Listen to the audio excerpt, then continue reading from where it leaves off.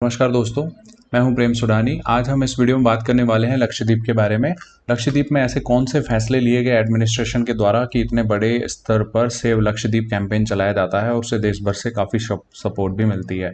तो इस वीडियो में हम इन डिटेल बात करेंगे। चलिए स्टार्ट करते हैं। सबसे पहले अगर मैं आपको बता दूं लक्षद्वीप के बारे में, तो लक्षद्वीप में टोटल 36 आइलैंड हैं, 36, जिसमें से अराउंड 10 जो है वहाँ पे पॉपुलेशन रहती है, यानी कि हैबिटेशन वाले 10 आइलैंड हैं।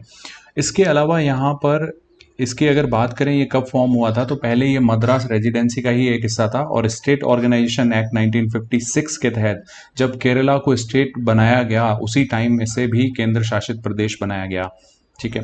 अब अगर इसके हम बात करें कि पॉपुलेशन कितनी है, तो अभी इसकी पॉपुलेशन है 65,000 और इसमें से 96.5% जो पॉपुलेशन है वो है मुस्लिम्स। तो यहाँ पे मेजोरिटी मुस्लिम्स है और वो भी काफ़ी ट्राइबल पॉपुलेशन में काउंट होते हैं। तो अगर हम यहाँ पे बात करें कि केंद्र शासित प्रदेशों में, यूनियन टेरिटरीज में हाईएस्ट मुस्लिम पॉपुलेशन और एसटी पॉपुलेशन यहीं पर रिसाइड करती है लक्षद्वीप में। यहाँ पर बोले जाने वाली भाषा है मलयालम और दिवेही। ये दोनों मेजॉरिटी स्पीकिंग लैंग्वेजेस हैं। अगर हम बात करें आगे कि यहाँ पे पॉलिटिक्स का क्या स्थिति है, तो यहाँ से एक सीट है लोकसभा की जिसपे कांग्रेस का लंबे टाइम तक कब्जा रहा है। जो पीएम सईद करके थे एक इनके एमपी, ये 1967 से 2004 तक एमपी रहते हैं। उसके बाद इनका बेटा था मोहम्मद हमदुल्ला सईद, ये भी एमपी बनते हैं 2009 टू 14। और इसके बाद अभी एनसीपी के लीडर हैं मोहम्मद फैजल, ये अभी हमारे यहाँ से सांसद हैं। अच्छा, इसके बाद अगर हम बात करें, जो लक्षद्वीप की पूरी सप्लाई है, चेन एंड सप्लाई, वो डिपेंड करती है केरला पे, और केरला पे काफ़ी हद तक ये निर्भर करता है। इसके बाद अगर हम बात करें कि कौन से ऐसे फैसले लिए गए हैं जो जिसका इनका इतना विरोध हो रहा है, तो सबसे पहले बात करते हैं the prevention of anti social activities regulation, पासा, या फिर इसी का ही पॉपुलरली नेम है गुंडा एक्ट। गुंडा एक्ट क्यों बोला जाता है? क्योंकि अगर आप कोई भी गुंडा एक्टिविटीज करते हैं तो आपको विदाउट लीगल प्रोसीडिंग 6 माह से लेके 1 साल तक की जेल करी जा सकती है। तो ये इसका एक सेक्शन है, सेक्शन 3 ऑफ पासा, जिसमें बोलता है कि एडमिनिस्ट्रेटर अगर किसी व्यक्ति, किसी आदमी को पाता है कि he is disturbing the public order या सोशल ऑर्डर, तो फिर उसे अरेस्ट किया जा सकता है without giving him the legal representation. मतलब उसे बिना जज के सामने पेश किए हुए और उसे कोई वकील दिए हुए उसे 1 साल के लिए अरेस्ट किया जा सकता है। अब अगर बात करें कि इसमें क्या खतरनाक प्रोविजंस हैं, तो आप देखिए यहाँ पे लिखा हुआ है कि एनी पर्सन जो ये pre judicial working against the public order, that is a bootlegger, cruel person और डेंजरस पर्सन। ठीक है। तो ऐसा व्यक्ति, बूटलेगर का मतलब होता है कोई इलीगल एक्टिविटीज में कोई इंडल्ज है।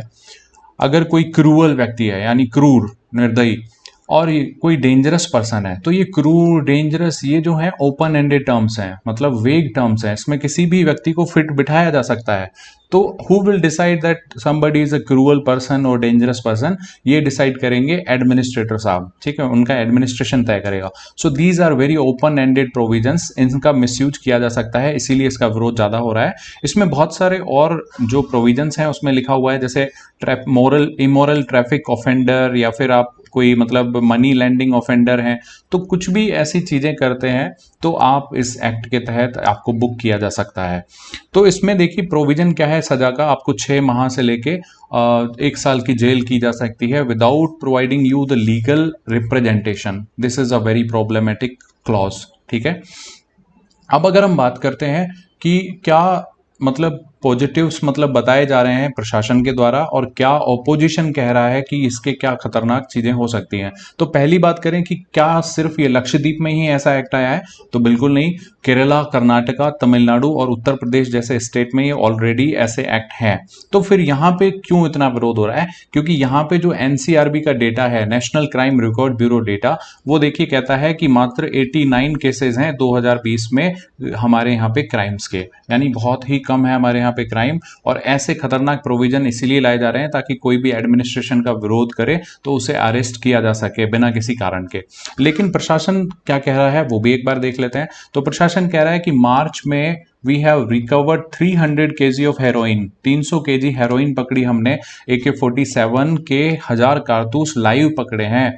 और दूसरा, आप लक्षद्वीप की लोकेशन देखेंगे तो ये इंटरनेशनल बिजनेस सी कम्युनिकेशन जो लाइंस हैं उनके काफ़ी पास पड़ता है, तो यहाँ पे स्मगलिंग होने के चांसेस काफ़ी ज़्यादा है।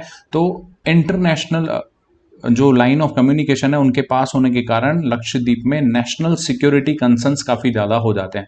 तो चूंकि ये नेशनल कंसर्न का इशू है तो हम ऐसे स्ट्रिंजेंट एक्ट के साथ आ रहे हैं, ऐसा ये बोल रहे हैं। दूसरा, इन्होंने बताया कि बहुत सारे यहाँ पे इलीगल स्मगलिंग और लिकर के केसेस आ रहे हैं, मैरिजुआना अफीम वगैरह के केसेस बहुत यहाँ पे अभी आ रहे हैं सामने।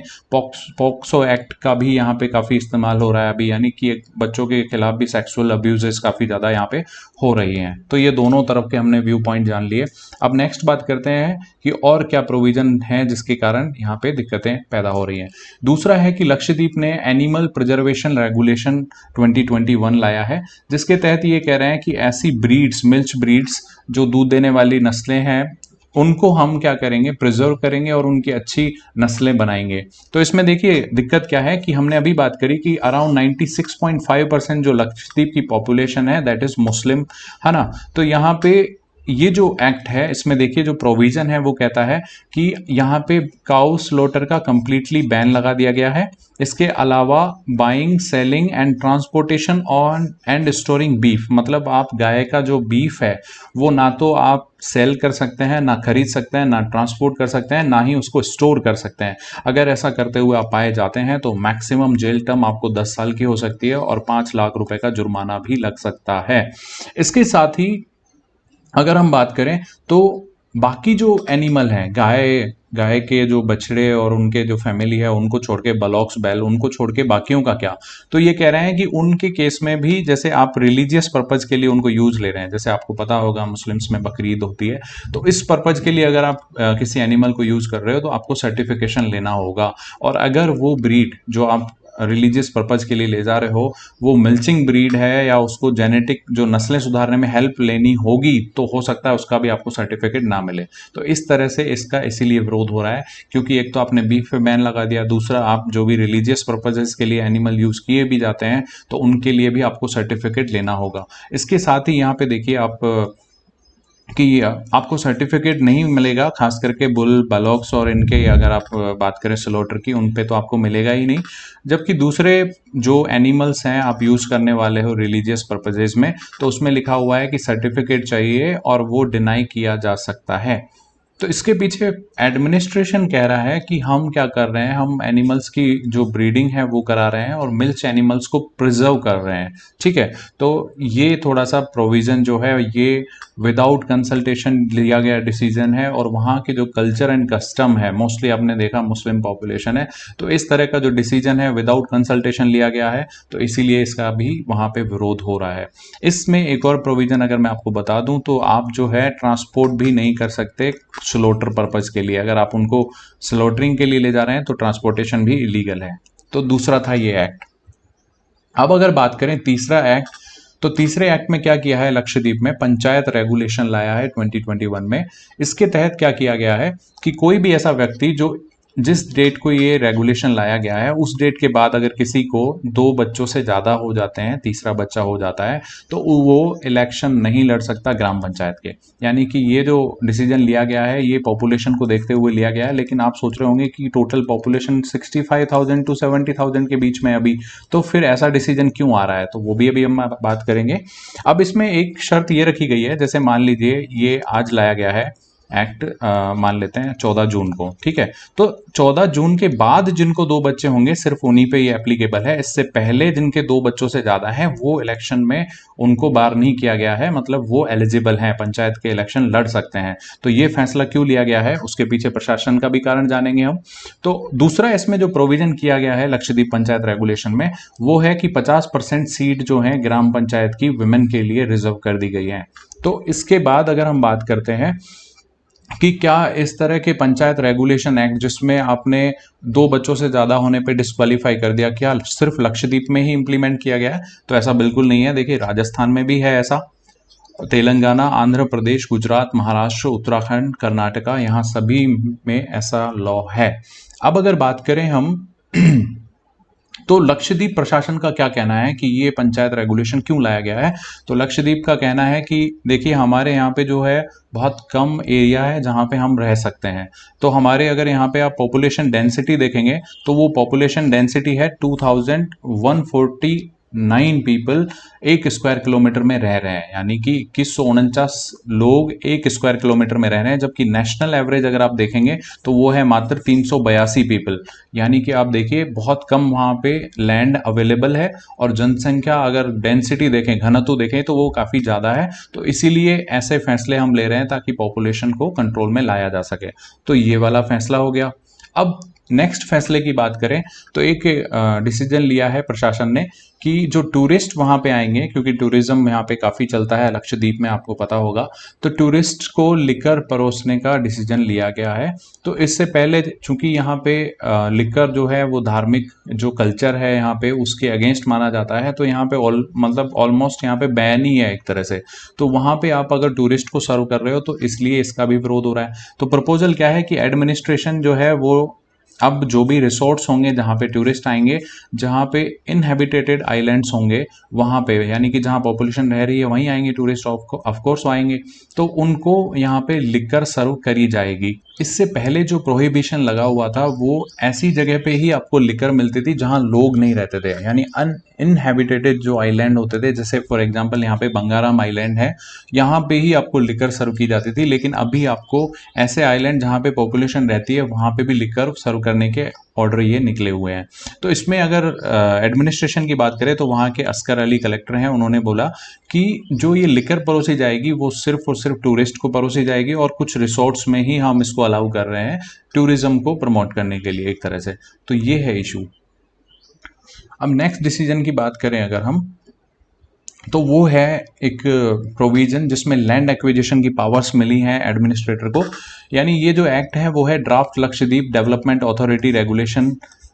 ये अभी ड्राफ्ट में है, मतलब अभी बना नहीं है, एक्ट नहीं बना है। अब इसमें क्या है कि किसी भी ऐसे एरिया को जो पब्लिक पर्पस के लिए लिया जा सके, जिसको यूज किया जा सके, उन्हें प्लानिंग एरिया डिक्लेयर किया जा सकता है। ये प्लानिंग एरिया डिक्लेयर हो गए तो इसके लिए इन्होंने बनाई है constitution of planning and development authorities. अब ये क्या करेंगे, किसी भी ऐसी लैंड को आइडेंटिफाई करेंगे जिसको पब्लिक पर्पस के लिए यूज किया जा सके और एडमिनिस्ट्रेटर जो है यहाँ पे वो उसको आराम से एक्विजिशन कर सकते हैं। तो इस प्रोविजन का क्यों विरोध हो रहा है? क्योंकि यहाँ पे जो प्रोटेस्टर हैं वो कह रहे हैं कि भाई इसमें क्या किया जा रहा है कि ये पहली बात तो विदाउट कंसल्टेशन आया है, नंबर 1। नंबर 2, आप क्या कर रहे हो, इससे हमारा जो यहाँ लक्षद्वीप है वहां पे आप बहुत सारे और लोगों को बसाने वाले हो in the name of development project, मतलब बाहर से लोगों को फायदा पहुंचाने वाले हो। और इस तरह से क्या होगा कि जो small land holding ST residents हैं उनकी भी ये आप एक्विजिशन कर सकते हो लैंड का, ऐसा इसमें प्रोविजन है। इसके साथ ही साथ यहाँ की जो इकोलॉजी है, एनवायरमेंट है, उसको भी डीस्टेबलाइज किया जा रहा है in the name of development projects. तो ये इसके कारण इसका विरोध हो रहा है काफी।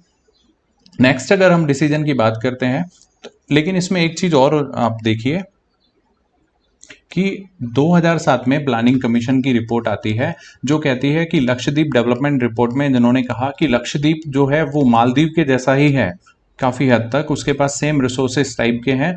तो मालदीव काफ़ी आगे डेवलप हो चुका है लेकिन हमारा लक्षद्वीप नहीं हुआ, तो इसको डेवलप करने की ज़रूरत है, ऐसा 2007 में एक रिपोर्ट कहती है प्लानिंग कमीशन की।